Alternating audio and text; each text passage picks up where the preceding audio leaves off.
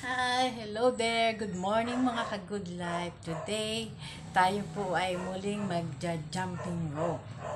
Gagamitin po natin ang iba't ibang stroke na ginagawa namin nung kami ay mga bata pa. So, ang goal po natin today is makagawa ng 100 skip counts. So, siguro hindi naman na hindi ko na ini-aim na maging dire-diretso yung hindi ako madeded kasi baka mamaya pumutok-putok yung ating mga internal organs niyang pag pinilit. So, yun lang pong kaya na gawin. Yun po yung ating gagawin today. So, kung hindi pa po kayo naka-subscribe sa aking channel, please like, share, and subscribe my YouTube channel, Tita B Trends Chan. So, ayun po, samahan niyo po ako for today na mag-jumping rope po tayo. Okay po? So, ayan. So, try muna po natin yung hindi pa po nag-uumpisa, pinagpapawisan ako. Yung regular na paggamit ng jumping rope. Okay. So, ayan po, nai-ayos ko na, nai-stretch ko na po. Kasi, pag nababaluktot po, masisira yung yung pagja-jump natin, madali tayong madided. So, ayan. Na-stretch ko na po.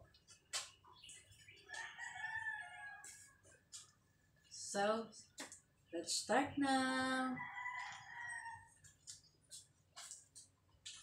1, 2, 3, 4, 5, 6, 7, 8, 9, 10, 11, 12, 13, 14, 15, 16, 17, 18, 19, 20, 21, 22, 23, 24, 25, 26, 27, 29, 30, 31, 33, 34, 35, 36, 7, 38, 39, 40, 42, 43, 44, 46. Ayun, 46 lang po yung nagawa natin today na isang straight.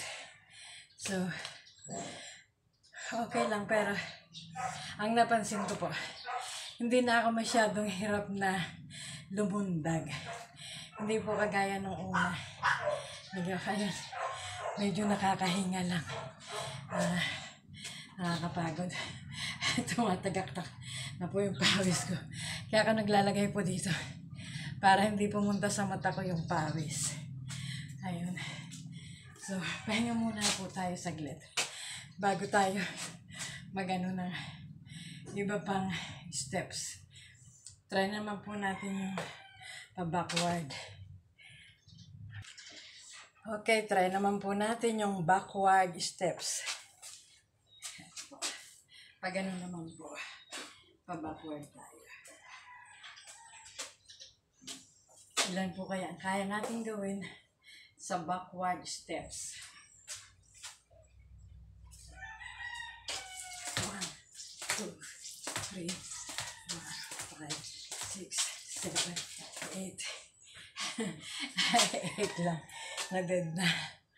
So, alam ko madami pa pong mga tricks ito. Kaya, yun lang yung mga kaya namin gawin.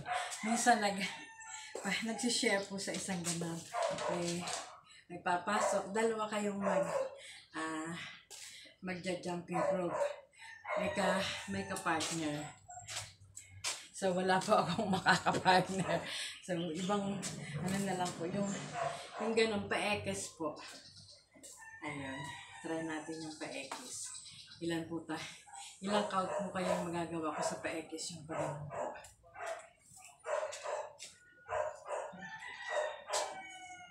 Try natin.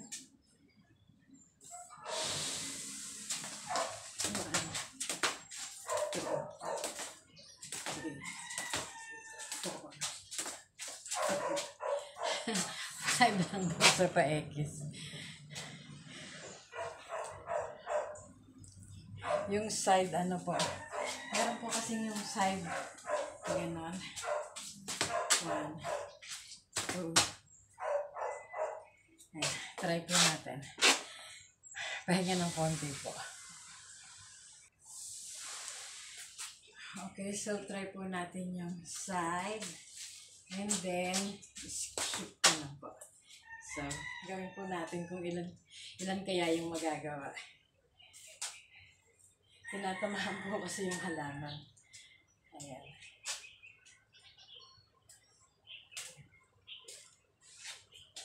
One, two, three.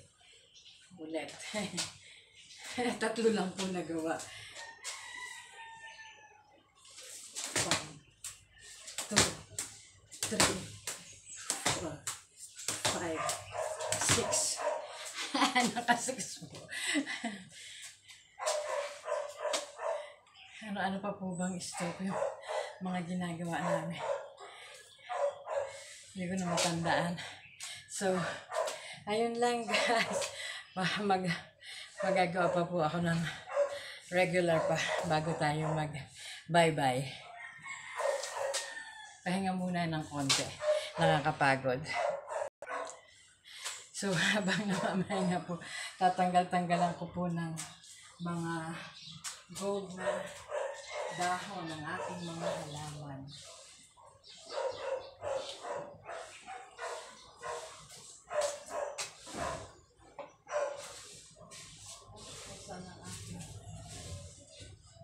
Nawawala ang aking linting. Ayun. So, ayun. Nag-gold na yung dahon ng aking halaman. Hanggang muna. Habang tayo po ay nagpapahinga.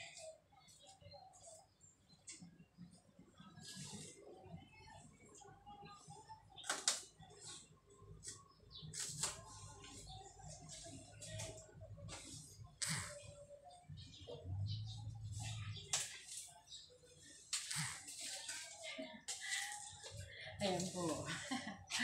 Dapat po kasi tinatanggalan ng mga ganito para po maging masaya ang ating mga halaman. Kasi siyempre parang hindi natin sila nabibigyan ng pansin kapag gantong nalalanta na. Dapat po kasi yung mga halaman din binibigyan ng pansin para maging masaya at masigla. Kagaya din ang katawan natin.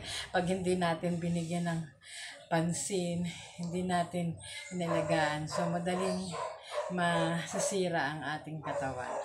So, kagaya ko po, ang taba-taba ko na. Ayun.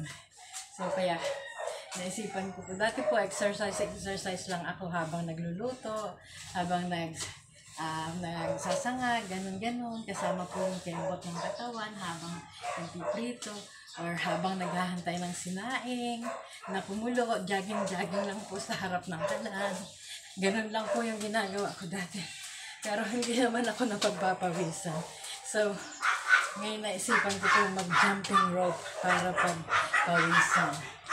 So, tanggalin na po natin po. So, balik po tayo sa ating jumping rope. So, makayanan pa po kaya natin yung 50 counts.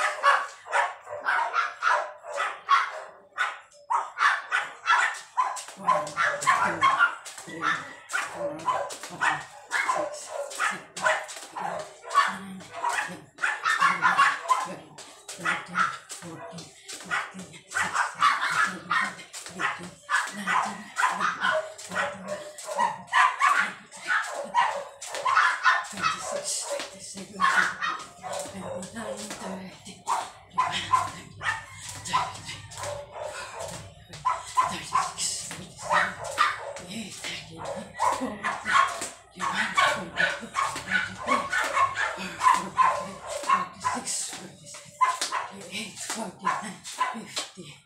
Ay, saktong 54. So, yun lang po.